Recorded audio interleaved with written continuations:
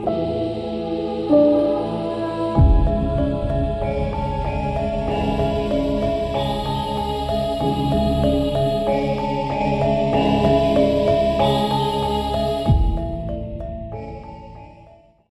seorang yang miskin, dia seorang yang kaya. Kalau dia bertakwa, maka dialah orang yang paling Ini ajaran Islam apa ajaran Habib? Islam. Tapi ajaran Habib, dia ngomong sama santri-santrinya, kalau nanti jadi kiai banyak ilmunya, jangan sampai di hatimu ada perasaan sama dengan Habib. Jadi mereka mempunyai sebuah ajaran, sebuah doktrin kepada murid-muridnya yang bukan dari golongan Habib itu, bahwa orang-orang Jawa, wong Banyumas, wong Purbalingga, wong Brebes, wis kon dagang ndok bae, ora bisa dadi wong mulia. Sirama sampai kapan bae tugasnya ngormati kula. Kok sira duwe anak, anake ngormati anak kula. Kok sira duwe putu, putune ngormati putu kula. Anak kira duwe buyut, buyute ngormati buyut kula. Sampai kiamat tugasnya sira jadi hamba sahaya. Tugasnya kita lan turunan kita jadi raja, jadi wong mulia.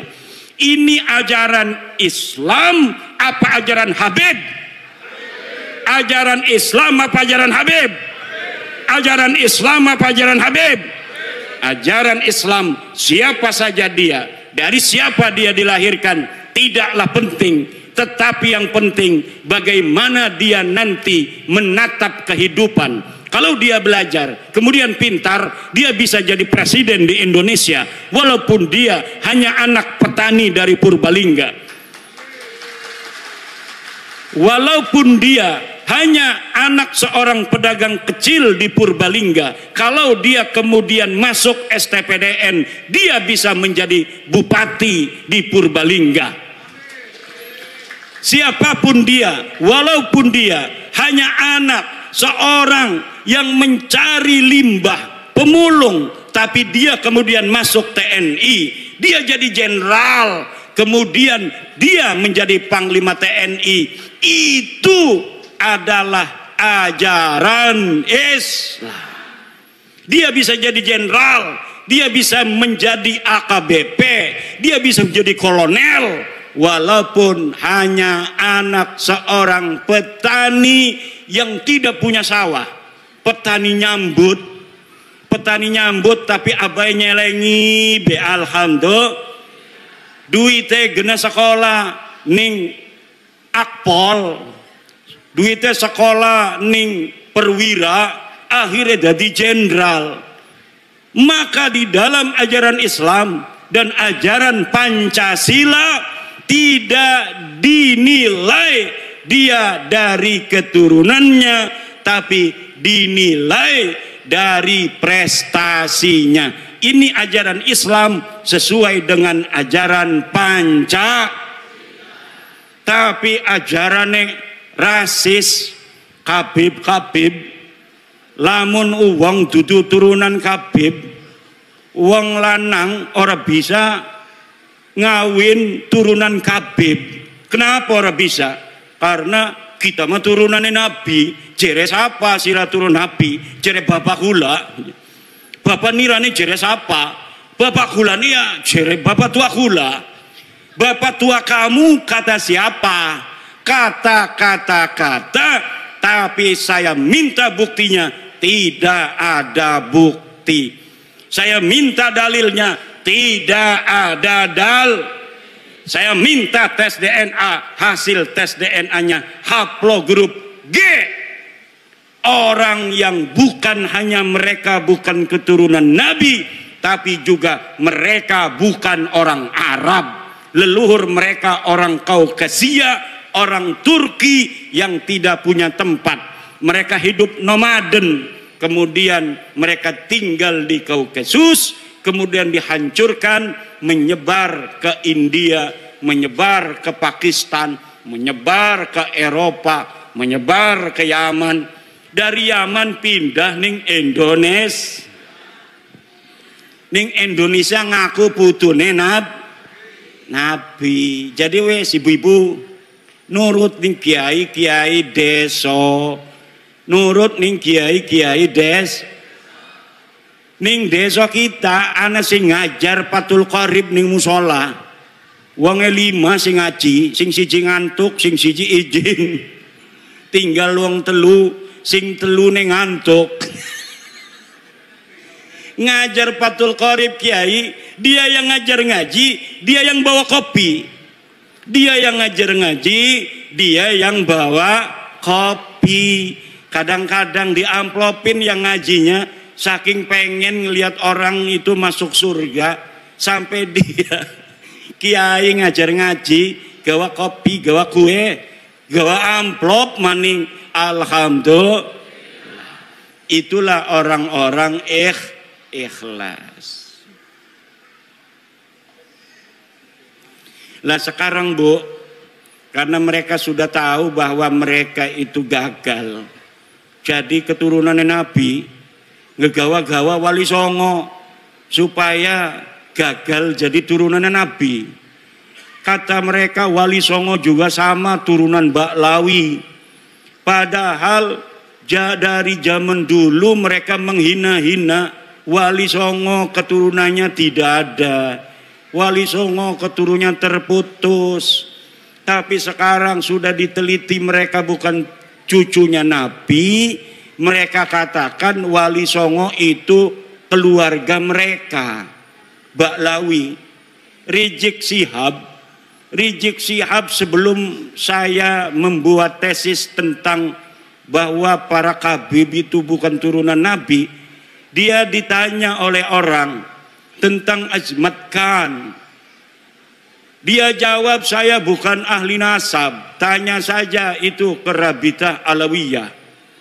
Sekarang dia ketika nasab Habib ini sudah putus, gagal jadi putune Nabi, dia kemana-mana kampanye, ceramah muter-muter mengatakan bahwa Wali Songo Sunan Gunung Jati, anaknya yaitu Sultan Hasanuddin adalah merupakan keturunan dari Baklawi sama dengan Habib-Habib.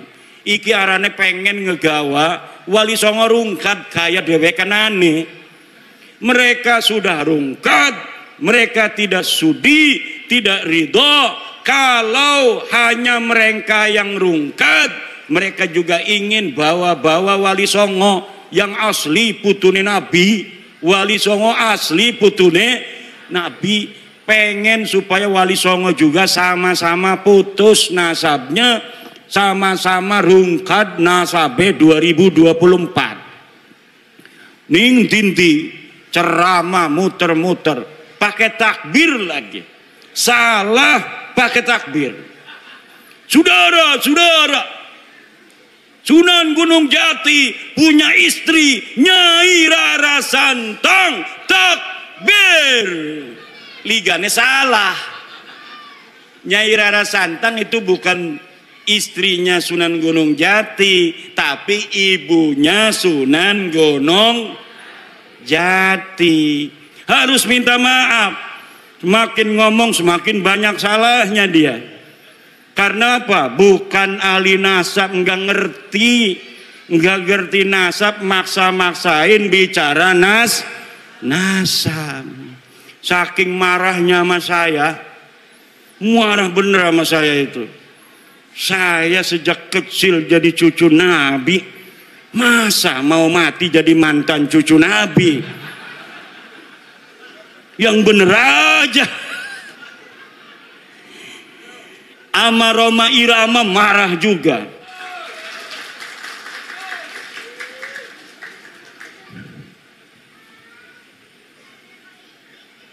Kenapa lagunya Roma Irama kalau didengerin? Kalau lagunya masalah akhirat, kayak neraka di depan mata, betul? Betul nggak? Kalau lagi nerangin masalah keindahan surga, kayaknya surga ada di depan mata. Kalau lagi menerangkan istri salehah, Masya Allah pengen nambah lagi. Ada kiai yang hafal seluruh lagu-lagu Rhoma Irama. Namanya Kiai Haji Raden Sarip Rahmat. Itu di rumahnya bukan kitab dia mah, kaset semua. Masya Allah. Padahal hafal Quran, pinter baca kitab kuning, tapi ngefan banget sama Rhoma Irama sampai dia mengatakan bahwa Rhoma Irama adalah waliyun min auliyaillahi ta'ala. Rhoma Irama adalah waliyun min auliyaillahi ta'ala. Coba kita lihat, umurnya sudah 80 tahunan. Tapi ketika mendengar tentang tesis saya, dia ingin menelusuri, dia ingin meneliti. Kemudian sekarang dia mempunyai keyakinan bahwa para Habib ini bukan keturunan baginda Nabi besar Muhammad sallallahu alaihi wa alihi wasallam. Kalau orang siapa saja yang masih ragu-ragu di hatinya, takut kewalat, maka lihat sebelum ayat Aqsal Madinah. Qalu inna tatayyarna bikum la illam tantahu la narjumannakum wa la yamassannakum minna adzabun alim. Mereka orang berkata, inna tatayyarna bikum, nanti aku kewalat kalau mengikuti agama Islam Nabi Isa. Kata Rasul-Rasul itu, qalu ta'irukum ma'akum, kamu yang akan kewalat kalau kamu tidak ikut Nabi Isa, kalau kamu tidak ikut agama Islam. Pada kalau masalah Habib, lamun ana sing ngomong, kalau ada yang berkata bahwa orang-orang yang membatalkan nasab Ba'lawi dia akan kewalat, maka saya katakan ta'irukum ma'akum, kamu yang akan kewalat karena kamu telah mengakui orang yang bukan keturunan Nabi sebagai keturunan Nabi. Orang yang mengakui, memasukkan bukan keturunan Nabi sebagai keturunan Nabi, dia akan kewalat. Dia telah menyakiti baginda Nabi, dia telah menyakiti ibunda Khadijah Al-Kubra, dia telah menyakiti Sayyidah Fatimah Az-Zahra, dia telah menyakiti Sayyidina Ali karramallahu wajhah. Kenapa?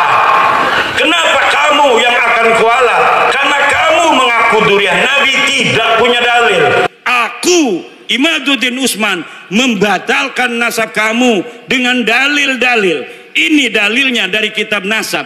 Mulai abad kelima, 6, 7, 8, 9. Tidak ada leluhur kamu disebut, dicatat sebagai keturunan baginda Nabi. Ini kitab sejarahnya. Mulai dari abad keempat, 5, 6, 7, 8, 9. Tidak ada leluhur kamu dicatat dalam sejarah sebagai apapun, baik sebagai ulama maupun sebagai turun Nabi. Tidak ada leluhurmu yang jadi ulama, tidak ada leluhurmu yang jadi wali, tidak ada leluhurmu yang dicatat sebagai keturunan Nabi. Lalu kamu katakan Ubaidillah sebagai imam. Imam dari mana? Kamu katakan Alwi sebagai muhaddis. Muhaddis dari mana? Tidak ada orang yang mencatat di masanya pada abad ke-5, ke-6, ke-7 mereka sebagai ulama, mereka sebagai muhaddis, mereka sebagai turun Nabi. Teu aya pokok nama, teu aya. Ngerti teu? Ya kalau sudah tidak ada dalil, premen maning. Imad tolong si husnudon beh. Ora bisa, doraka kita. Asup ka neraka aing.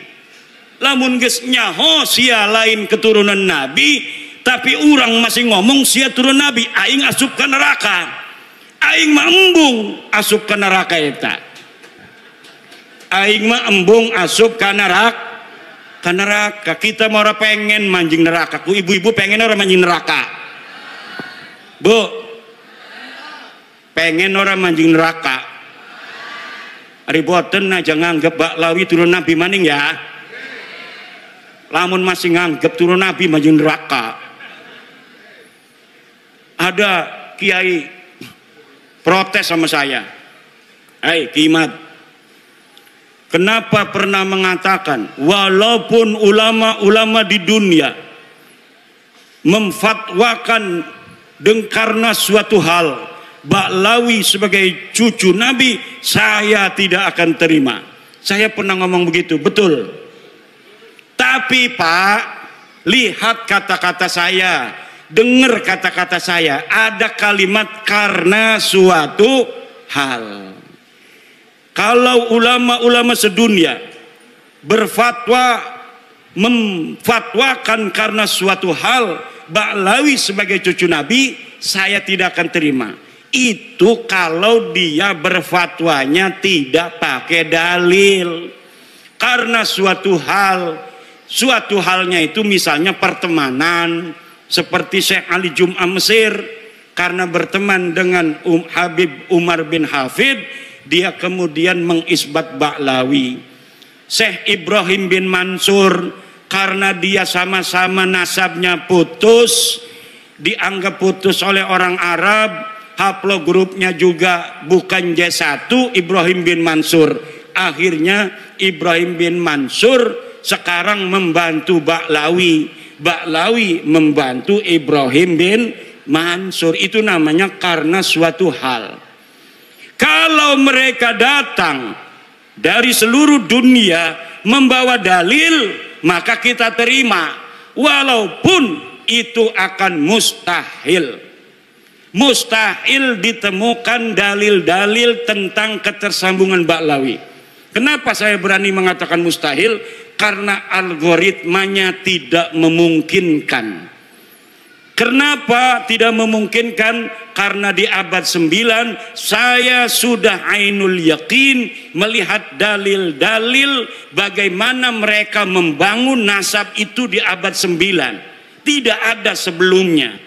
Maka tidak mungkin akan ditemukan dalil di abad ke-8, dalil di abad ke-7, dalil di abad ke-6. Tidak mungkin ditemukan karena algoritma pembentukan, pabrikasi daripada nasab mereka hanya baru ada di abad 9. Kalau sampai mereka bawa manuskrip katanya abad ke-6, ke-5, saya pastikan itu manuskrip palsu. Apakah ada buktinya? Woi Kiai ngomong manuskrip palsu, manuskrip palsu. Saya sudah menemukan banyak pemalsuan-pemalsuan di dalam sejarah Baklawi. Saya banyak menemukan banyak pemalsuan dalam kitab-kitab Baklawi, seperti kitab Abnaul Imam yang ditulis abad kedua Hijriah, lalu ditambahin di abad kelima, kemudian dikatakan sebagai kitab abad kelima. Padahal kitab itu ditambahin lagi pada abad ke-11, pada abad ke-13. Jadi apa yang tercatat di dalam kitab Abnaul Imam bukan semata-mata abad kedua, bukan semata-mata abad kelima, bukan semata-mata abad 11, bukan semata-mata abad ke-13, dan bukan semata-mata dicetak pada abad 15 sekarang. Ini baru dicetak. Tetapi dari banyaknya penulis dari satu masa ke masa yang lainnya tidak ada dibedakan, ini catatan dari abad 2, ini catatan dari abad 5, ini catatan dari abad 11, ini dari abad 13. Tidak dibedakan. Kalau kita ngaji kitab Fathul Qorib, ada matan takrib, ada Fathul Qorib. Untuk membedakan matan dan syarahnya itu ada dalam kurung. Kalau yang dalam kurung itu matan, yang selebihnya itu syarah. Tapi dalam kitab Abnaul Imam tidak dibedakan mana karya Toba-Toba, mana karya yang lainnya. Jumlahnya semuanya ada 4 orang, 5 dengan muhakkiknya. Mereka telah mencetak kitab dengan ditambahi, kemudian diasosiasikan nama ulama tertentu yang ulama itu tidak mencatat daripada apa yang mereka tambahkan. Masih banyak lagi ibu-ibu, bapak-bapak, karena ini udah sore, insya Allah nanti kita akan bisa berjumpa.